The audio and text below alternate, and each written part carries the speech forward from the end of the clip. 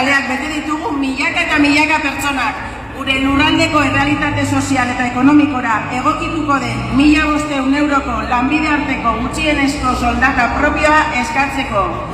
Grebak jarraipen oso zabala eki dute, izugarria da hemendik ikusten dena. Aupa zuek!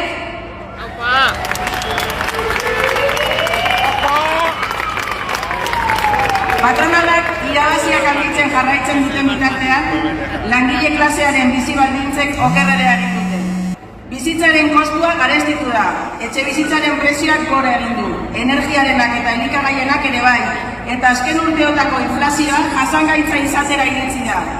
Bitartean, langileon soldata duinak bermatzeko borondate politiko faltak herritarren arteko desberdintasunak areagotu ditu, bereziki emakumeen, gazteen eta migratzaileen artean.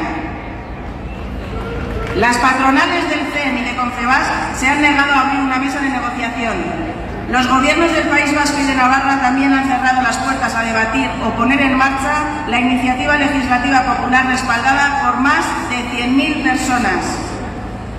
Mientras una gran parte de la población está condenada a la precariedad, no podremos hablar de cohesión social, igualdad ni bienestar. Gogoratu behar dugu langile klaseari eragiten dionak hezkuntzari ere eragiten diola, eta hezkuntzak gizartean eragiten duela. Errealitate hau ez dago hezkuntzatik kanpo.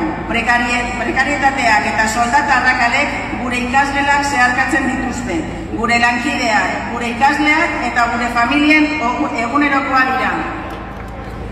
Askotarikoak dira hezkuntza komunitatea osatzen duten langileak, eta haiek gabe ez dago hezkuntzarik. Hezkuntzaren muina da eskubideak, justizia soziala eta berdintasuna defendatzea. Ezin dugu duintasunik irakatsi, bizitza eta soldata prekarioak onartzen baditugu.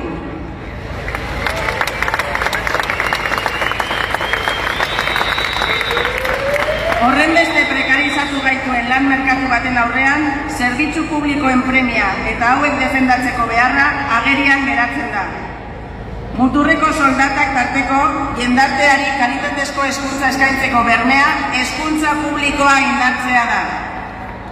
Por todo ello, reclamamos un salario mínimo interprofesional propio de 1.500 euros como paso imprescindible para garantizar salarios dignos. Defendemos condiciones